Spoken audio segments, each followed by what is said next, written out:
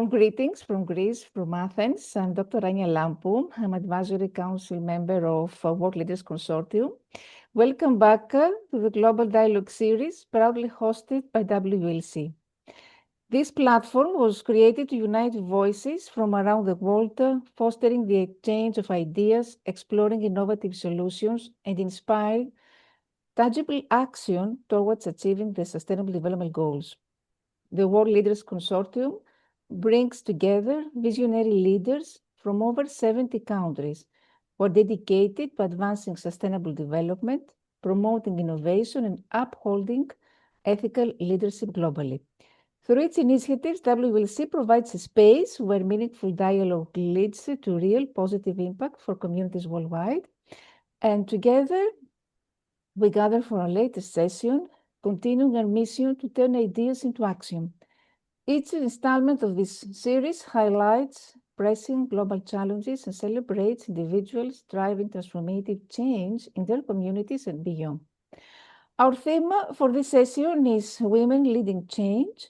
Women are powerful agents of progress. They shape communities, drive innovation, and influence sustainable development across every sector. By empowering women to lead and excel, we unlock the potential for more equitable, inclusive, and thriving societies. We are very honored and privileged to welcome today's guest, Dr. Engineer Mireille Toulekima, an award-winning petroleum engineer, energy STEM specialist, and the global chair of G100 in Gabon. Dr. Toulekima is a trailblazer whose work exemplifies women's leadership in science, technology, and energy. She will share her insights on how women can drive change, break barriers in traditionally male-dominated fields, and inspire the next generation of female leaders worldwide. Thank you for joining us on this journey. So let's begin a dialogue that transforms vision into action right here in the Global Dialogue Series. Dr. Mireille, welcome. Thank you, Dr. Rania Lampou, for the invitation. It's always a pleasure to be able to share about, share my story, share about, the leadership of women, especially in sector where they're not really well represented.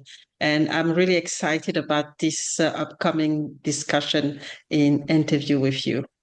Thank you so much. So I will start by asking you, what does women leading change mean to you personally? Leadership is a very important thing. And as we talk about women leading change, for me, it represents a powerful movement, where women make they take the initiative to make a difference, to transform, the world. And it means for me to break barriers because, for us women, it's really about breaking barriers and really challenging the status quo because we are put into boxes sometimes, and it is important that we use our courage, resilience, and authenticity to inspire others, and also lead with purpose and empathy as well, because we have to use our woman quality to be able to make the change and not fit into the traditional mood of leadership. And it is important that especially for someone like me who've been involved in the energy sector where there's really few women, it is important that I bring authenticity, that I bring innovation, and also for me to really lead to change things, because otherwise we're not gonna have a voice. And it is important that I become a trailblazer, and that's what I've been doing all my life, an innovator and a catalyst for more inclusive and sustainable future. So for me, it's really about breaking barriers and challenging the status quo when we talk about women leading change. Yes, fantastic. And not only challenge norms and biases that have held women back too long, but also if we think about the collective impact, because it's not just about individual leadership. Nowadays, the definition of leadership includes the shared leadership. So women uplifting one another and creating ripple effects of change in their families, in the workplace, and communities. So it means being part of a movement where women create opportunities for each other and push for equity, not just for themselves, but for future generations. Thank you so much. So could you share a pivotal moment in your journey as a petroleum engineer and global leader that shaped your vision of leadership? So it is, it is very, I like this question because one of the most pivotal moments in my journey actually happened early in my career when I was leading a high-tech operation on site, as an engineer in a remote location, back in Gabon. And I was one of the very few women and then, I was surrounded by male mostly. So it was really male-dominated environment. And during a critical phase of the project, I encountered, some challenges, technical challenges that actually frightened the whole project, the whole operation, and even the safety of everyone. And for me at that moment, it actually opened my eyes because it was not about just realizing, uh, focusing on the technical part of things. And that's when I realized that technical expertise alone wasn't enough for me, especially as a leader and again as a woman. And that's what really mattered at that stage was how I was leading and leading under pressure and how, I was inspiring trust and how people will actually come with me, listen to me, and bring also their view. So I was opening up to the team. I was not taking the decision myself. I was not opening. I opened up to the team, and I chose to lead with authenticity, collaboration, and really listen to every team member and take a decision. And that's actually defined how, I view the world, how I view, challenges, especially in an environment where I'm not, in a majority. And by, taking that approach, we came up to a successful resolution of the challenge. And that not only saved the project, but also reshaped, my own vision of leadership. And I understood that, leadership it was not in this case about the position that I had. It was not about the title that I had. It was more about me creating a safe environment for people to thrive, and especially in such a high pressure moment. And really, you always see me talk about greatness. It actually planted, the greatness, what I call the greatness philosophy, and how, a belief in leadership can actually be about building people, cultivating resilience, and also having, an impact on everything that is happening, around me, and really be the catalyst for change. And we've mentioned that just now. Wonderful. And yes, so definitely navigating technical challenges or cultural differences or time pressures taught us usually the importance of listening first and then aligning everyone around the shared vision. Wonderful. And what actually motivated you to pursue a career in STEM and energy field where women are still underrepresented? Yeah, it was actually quite an inspiring story. It's quite an inspiring story because I was actually inspired by my dad. My dad was the first actually engineer in his family. And he always inspired me and encouraged me to pursue, STEM subject, especially at school. And I think it was more for him he was seeing it more as a way to be free, to free myself from all the bias and everything, but also as a tool for economic freedom so far, because most of those positions and in the STEM sector were actually powerful position, and it was really pushing me to do that. And there's also another motivation that came, later on, which was more the motivation of being challenged, because I really like challenges. and really come from, the motivation came from a deep curiosity of seeing, how I can challenge myself to what point solve, a complex problem that have a real impact in society. And, growing up in Gabon, Gabon is quite rich in natural resources. It also, and we also face, despite all of this, the country was facing, developing challenges. And I saw myself, at the center, integrating this industry at the center of providing, making an impact and providing, solution and transforming life from, what, I could bring back then. And so that's really what challenged me, is it challenging me to get into this industry, despite, despite being, when I started, I was probably the only person that looks like me, not only in terms of gender, but also in terms of, race. So instead of discouraging me, it was actually, it used to fuel me to say, I'm going to make it despite the fact that I look different. And that challenge actually kept, kept coming.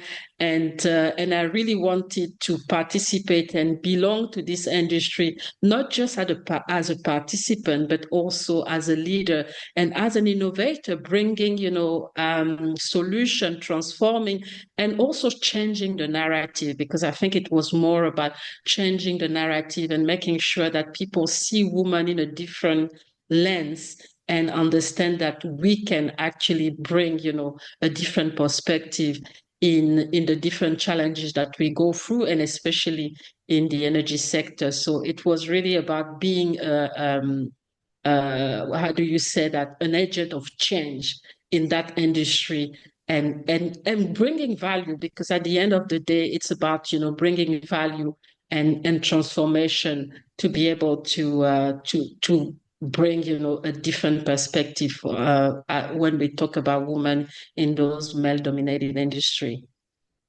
Yes, amazing. You mentioned about making an impact and energy. Energy now is one of the world's greatest challenges and opportunities. I mean, it's important to be part of an industry that powers lives, drives progress, and now redefines the sustainability for the future. I think it's a great motivation because it's about the chance to contribute to innovations that don't just fuel industries, but also transform how societies thrive. So thank you very much, and congratulations for your resilience and your truly leadership qualities. And you mentioned already some challenges, but in general, I would say, what unique challenges have you faced as a women leader in the global energy sector, and how did you overcome them? So the key challenge, and you probably, all the women that are in that industry probably gonna say the same, is, the to be able to break through the bias and the stereotype, all the stereotype that we women have, especially, how some men think about women. And because in many countries, where I've worked, and notably in Africa and also in Asia Pacific, I was often the only woman, and especially the only woman of color. And this meant that I was constantly having to prove my competencies, to prove my credibility. And often, more men, often more than my male counterparts, just to have, my voice heard, and my ideas, considered seriously. So the bias were really the strong challenge that I had to face at the beginning. I still remember once when I went to one of the when I started working in the oil and gas industry, I went to another team. I wanted a map of the field where I was working, and I asked my manager to actually give the approval. So he talked to the manager of the team and gave the approval. And then when I went to get the map, they thought that I was the secretary, and I said, no, I'm actually the engineer. We're actually going to use this map to be able to do the drilling. So it was really, very confronting at time, but I really had to push through and show my leadership and really be credible by the work, by delivering what was important. Another challenge was also to navigate the cultural expectation in some, and I think it's also linked to that. In some culture, the role of woman should is always, different. They expect women to be at home. They expect women to always, be on the receiving hand. And it was really difficult to sometime to come up with, the right communication to be able to change this mindset. And obviously, there've been so the way I came about it to really go through all those challenges. It was about, making sure I was up to speed with, my expertise. So, pushing to have the right technical knowledge and also the right leadership skills, and really leaving everything on the table so that people understand that I bring value, I can deliver, and I can even, bring more things that they can more than the male that were, in that work who work with me. And the other thing was also, and that's something sometimes that we women, when we work in the male-dominated environment, we don't realize is that, we shouldn't be losing our authenticity as women. Instead of trying to fit into a stereotype of leadership, it is important that we embrace our unique style. And that's something that I always done, really bringing what we call the womanhood into the leadership to bring authenticity, and which is more about empathy, collaboration, and common vision. And that's been really, instead of bringing the competitive spirit that we often see when male, with our male counterpart. And another thing was also important, not to create an atmosphere where most of the male think that they are your enemy. So I had some amazing men mentors. And for me, it was very important to create, allies and mentors, and have, the supportive male that could actually help me to navigate this very challenging environment.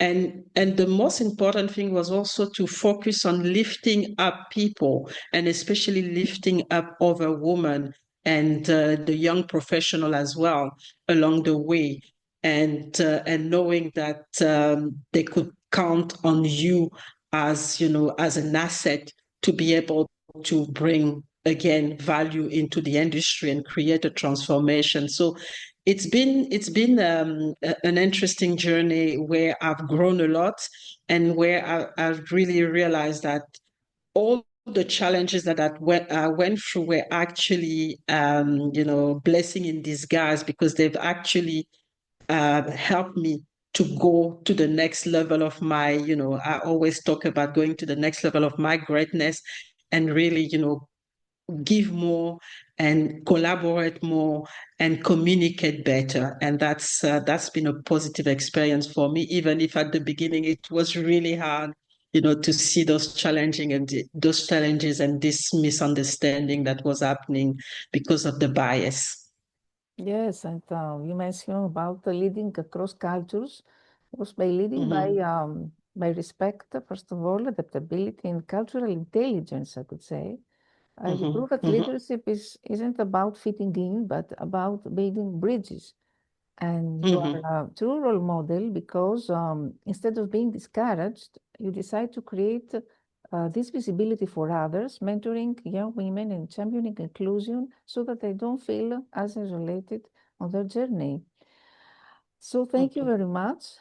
And from your experience, how are women currently leading change in STEM and energy industries worldwide? What is your opinion? So in my opinion, it's actually the right moment for women to get involved as we pushing, through the energy transition because the we've seen, especially with, oil and gas, it's always been a very capital intensive type of industry. So you needed, big money to start projects and you needed time, you needed big teams to really start being involved, which is not the case right now with the renewable energy being being actually now the focus. So women can actually start projects, they can become entrepreneur, they can be involved in the full supply chain of the energy sector, and they're actually doing it. And you have women being involved in starting companies where they actually are in the middle of what the renewable energy is requesting in terms of we see women actually being involved in academic as well, because that's an important part of the industry as well. So seeing them a little bit more, and also being advocate for policies in the energy sector, especially policy that are going to be important to implement the clean energy as well. So we see them, we see women really being active and putting themselves out there. And we've seen, especially in terms of creating networks as well, that will help them to develop the skills to connect and to get access to funding. They're more organized and they're more willing to really, make an impact and not sit down and wait for things to be, organized for them. So we see them, I think, at all level, and that's very encouraging because what we've seen so far, it's at the beginning we didn't have a lot of women getting involved. Then with the transition, we have women coming in. And I think where we're now struggling a little bit is when they actually start to have families, and so they actually working, and I think that's where women are very good. They're bringing idea to bring more flexibility into the industry so that we can retain those women who are actually at mid-career are stuck somewhere because of the ceiling, or because they are starting family and it becomes very difficult for them because of the lack of flexibility to continue to work in those industries. So they're coming up with option, solution, policies that will create this flexibility, and they're really getting involved at all level right now. Yes, exactly. And what I see also that women are driving innovations, climate entrepreneurship now in renewable energy, in safety practices, technologies like carbon capture and storage. And their contributions are reshaping, of course, the energy sector, leading to advancements in energy efficiency and sustainability. All these examples highlight the critical role women play in shaping the future of STEM and energy industry. And of course, this promotes a more inclusive and sustainable global economy. So now you are a chairperson in G100, and also a part of this as a country ambassador for Greece. So in your role in G100, how are you working to amplify women's leadership globally? So what I like is with the G100, when I got involved, is it's more a think tank than anything. It's really to amplify women leadership globally by creating, inclusive platforms, opportunity, and also policies that will enable women to thrive and lead across, the STEM or energy sector, in this case, engineering and energy sector. And in this role, so this role allows me to work, at the intersection of advocacy, mentorship, innovation, and with a focus in ensuring that women are not just participants, in this industry, but also for them to be, key decision makers and change, agent. And some of the thing that we are doing and I'm trying to do is to build, global network and strategic partnership so that women can, focusing on connecting women leaders, professional, entrepreneur across, continent to create, a global ecosystem of collaboration.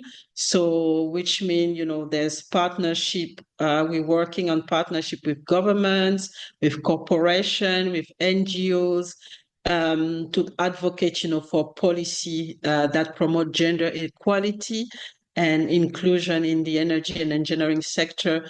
And we actually trying to bring, together diverse voices from developed and emerging market to ensure that women leadership is global, intersectional, and culturally relevant. Really encouraging cross-border projects to be able to empower women and girl as well into the engineering and energy sector.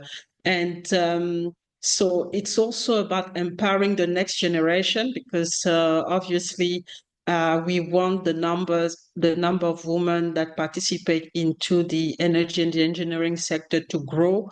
And so there's a mentoring part as well in this role, making sure we bring women who can mentor and equip, young women to enter the industry and thrive in the energy and engineering sector. So we have, we working on creating mentorship program, and looking at, advocating for inclusive, STEM education for women, and also the vocational, because I think sometimes we forget about the vocational programs that needs to be put in place, especially in Africa and in some emerging market where we need to close the gap at the entry level. So it is important to have those programs in place, and that's one of the things that we're trying to do with this platform. And the key thing as well is about, advocating for women representation at the decision-making level, because as we know, it's still, there's still a ceiling for women to go up and really be, at the decision-making level. And what we must do, and that's what we're trying to do through the G100 Engineering and Energy, is to make sure that women are part of the conversation of shaping the energy transition, because like I said, the energy transition is really our opportunity as women ensure that they have, their seat at the table in critical discussion, energy policy, climate change strategies, and technology innovation, and also for them to drive, dialogues, and about sustainability, social value creation, and, equitable energy access as well. So really highlight the importance of women leaders in the renewables energy space and the digital transformation that is happening right now, and for them to really be involved at all levels.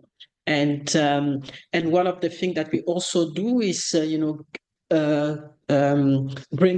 creating a platform that showcase women, globally as well, to raise their visibility and for them to be able to express themselves. And because they have to show, what they can do, and it's important that we create the platform for them to be able to be visible, and for them to.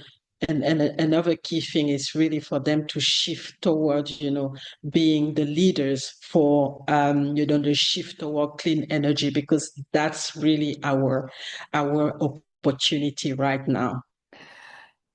Fantastic. And if you could leave the audience with one last message or advice that you want to give to young women aspiring to leadership roles in STEM fields, or one message about women leading change, what would it be?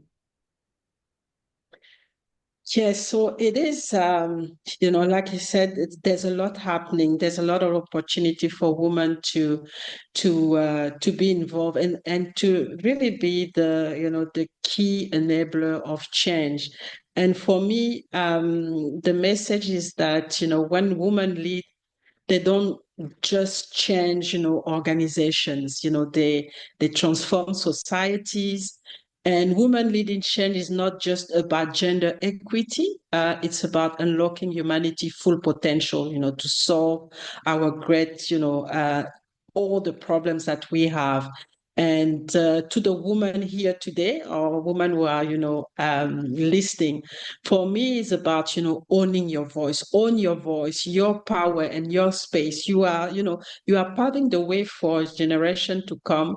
And to the men actually who are actually and the organization that we need as well in this transformation that is happening. We are calling for you to be, intentional mentor, allies, sponsors, and because true progress will happen if we collaborate and if we work together. But for the woman, it's really about owning that voice, believing in themselves, and because we know when women rise, the entire community rise. And so we have to really be bold as women, collaborate fiercely, and create a future where leadership knows no gender, and only, where we only, lead to create an impact for everyone. So I think that's where I want to leave this, this conversation. It's really own your voice, believe in yourself, and collaborate with, men to be able to change the world right now.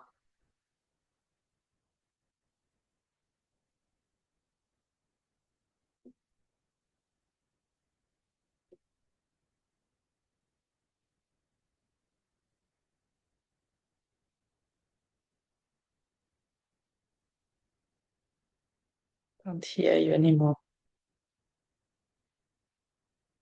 I think you're muted.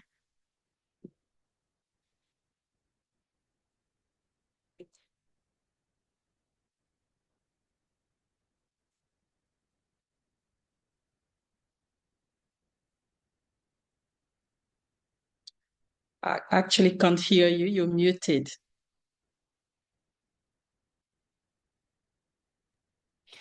Yes. What I wanted to say is that as a message, that definitely every step a woman takes towards leadership creates a path for the next generation.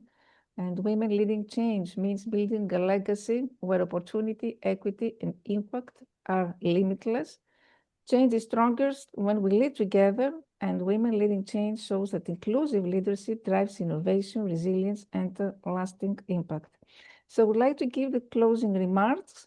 Um, as we conclude today's sessions, I extend my heartfelt thanks to all of you for joining us on this journey of dialogue, ideas, shared inspiration. And we are truly honored to have Dr. Engineer Mireille Toulekima, an award-winning petroleum engineering, energy and STEM specialist, and global chair of G100 Gabon with us today. Her insights on women leading change remind us that transformative impact begins when women are empowered to take the lead, break barriers, and influence decision-making in every sector. Today's conversation underscores a crucial truth. Investing in women's leadership is investing in innovation, equality, and opportunity for all. Every initiative, whether local or global, moves us closer to a world where women are fully represented, empowered, and recognized as agents of change. Thank you for being part of this session. Let us carry the inspiration and commitment shared today and continue creating pathways where women's leadership drives real lasting impact. We look forward to welcome you again in the next episode of the Global Dialogue series, where vision continues to translate into action and meaningful change. Thank you so much, Dr. Mireille. You are We're welcome. very Thanks honored for the invitation. to have you again in another session. Thank you. Thank you so much. Thank you. Thank you very much.